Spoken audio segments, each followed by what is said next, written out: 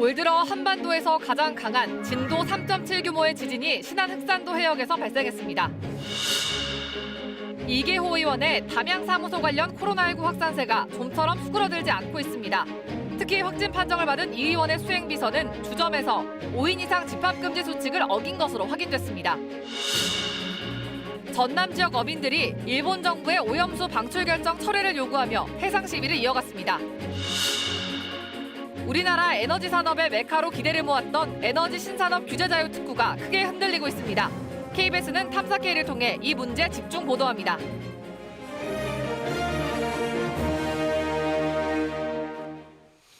안녕하십니까. KBS 9시 뉴스 광주 전남권 소식입니다. 오늘 오후에 신안군 흑산도 해역에서 진도 3.7 규모의 지진이 발생했습니다. 오늘 지진은 올 들어 한반도에서 발생한 지진 가운데 가장 규모가 컸는데요. 특히 이곳 신안 흑산도 해역은 전남에서도 지진 빈도가 가장 높은 곳이어서 정밀 조사가 필요해 보입니다.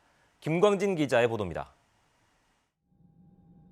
규모 3.7의 지진이 발생한 것은 오늘 오후 2시 20분쯤. 신안군 흑산도 북서쪽 54km 해역, 해저 15km 지점이었습니다.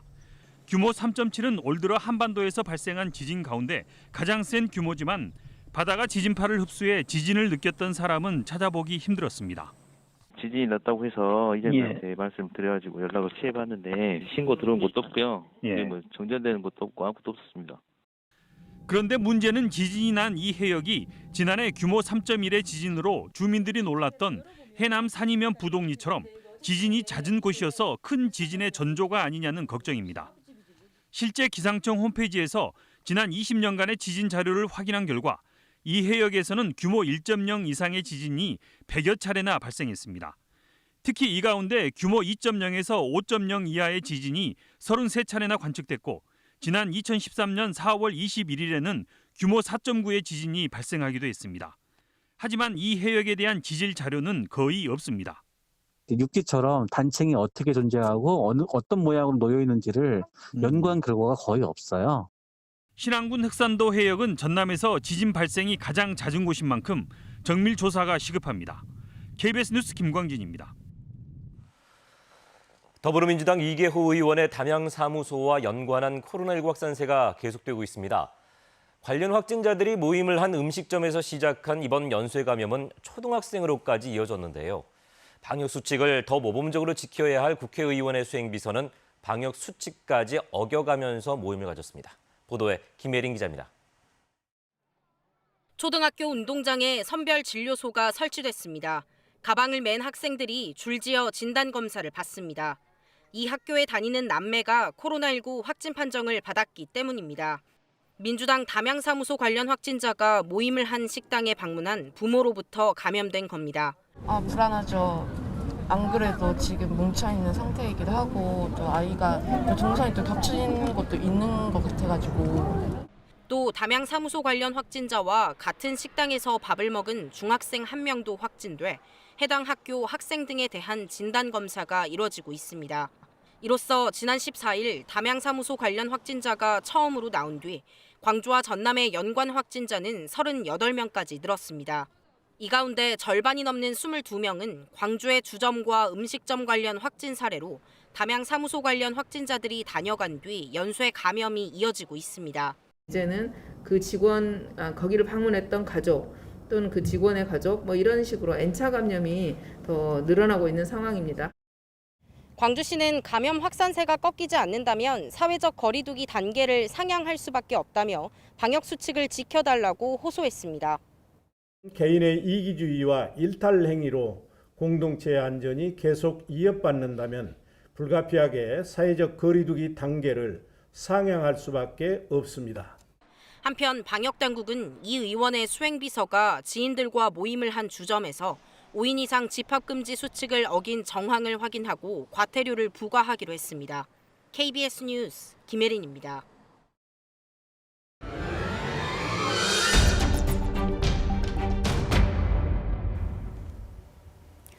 한국전력이 있는 광주 전남 혁신도시와 나주 혁신산단입니다.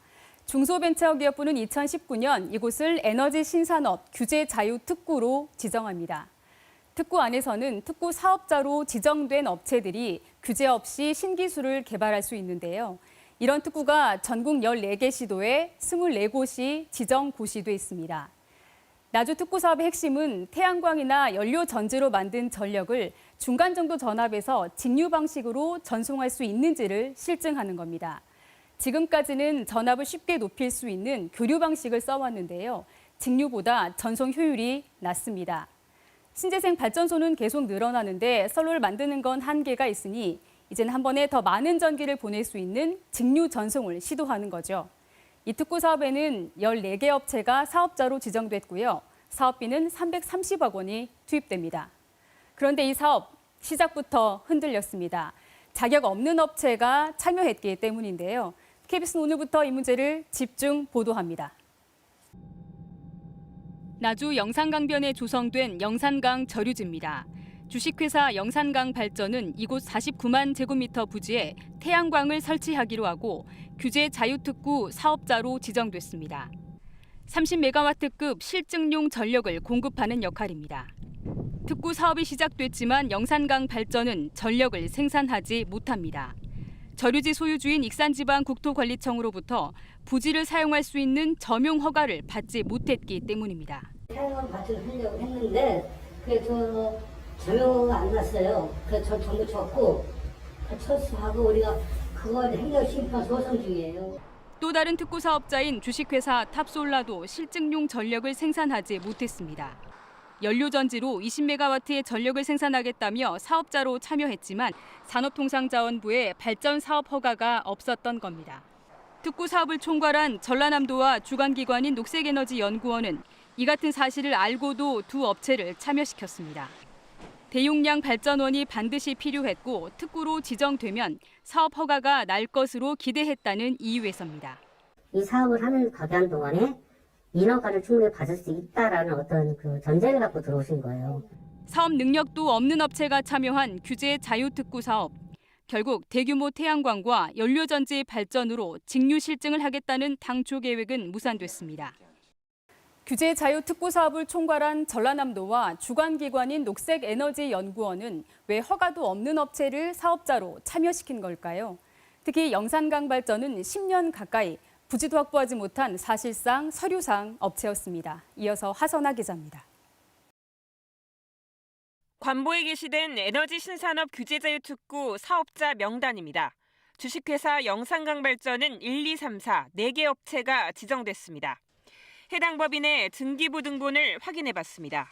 10,000원짜리 주식 한 주의 특수 목적법인, 일종의 서류상 업체들입니다. 주소지로 찾아갔습니다. 수도권에서 선박 화물 검사를 하다 2009년 나주시로 본사를 옮긴 업체입니다. 당시 나주시와 협약까지 맺었지만 실적도 없이 직원 2명만 남아 있습니다. 이 업체가 태양광 사업을 하려고 영산강발전이라는 특수 목적법인을 만든 겁니다. 우리 영산강 발전 1, 2, 3, 4를 우리 광고 검사에 넣은 것을 만들었어요. SPC를. 영산강발전은 그러나 2013년 산업부의 발전 허가를 받고도 아직까지 태양광 사업을 못하고 있습니다. 익산지방국토관리청이 7년 동안 점용 허가를 내주지 않은 겁니다.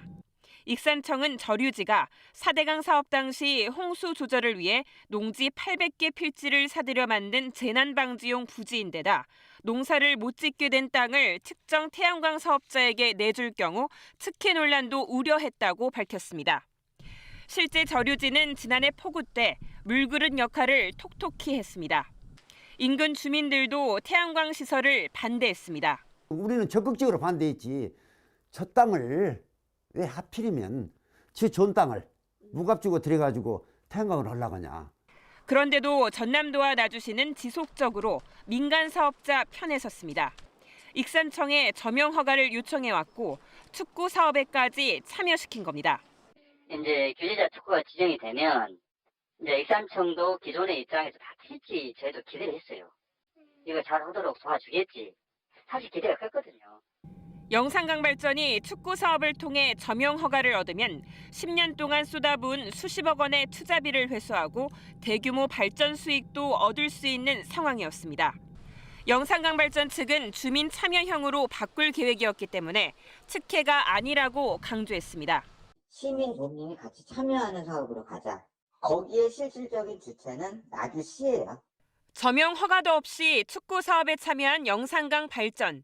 애초부터 사업 차질이 예견됐지만 중소벤처기업부마저 이를 문제 삼지 않고 수백억 원대의 축구 사업을 확정했습니다. KBS 뉴스 하선아입니다.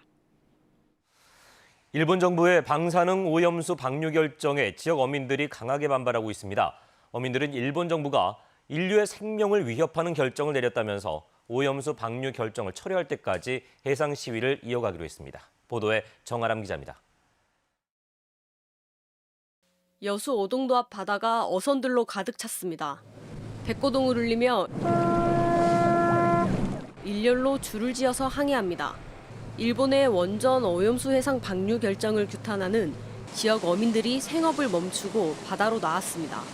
시위에 참가한 어선은 모두 170여 척, 13개 어민단체 소속 700여 명이 참가했습니다.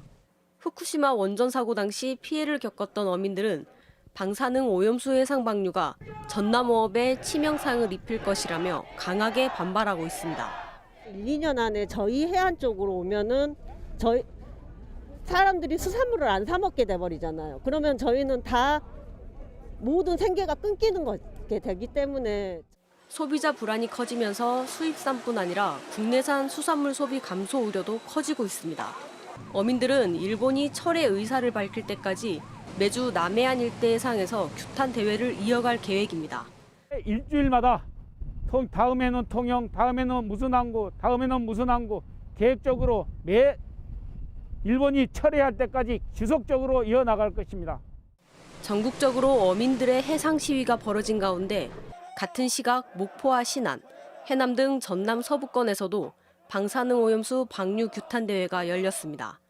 KBS 뉴스 정아람입니다. 전남장애인 차별철폐연대가 이동권 차별철폐 등을 요구하며 전남도청에서 점거농성을 벌였습니다. 전남장애인 차별철폐연대는 오늘 전남도청 1층에서 집회를 열고 이동권과 교육, 일자리 등의 차별을 없애기 위한 10가지 정책을 전라남도에 요구했습니다. 더불어민주당의 새 당대표와 최고위원 선출을 위한 광주와 전남, 제주 지역의 합동연설회가 내일 오전 10시 광주 김대중 컨벤션센터에서 열립니다. 내일 연설회에는 당대표 예비경선을 통과한 송영길, 우원식, 홍영표 후보와 7명의 최고위원 후보가 참석해 유세를 펼칠 예정입니다.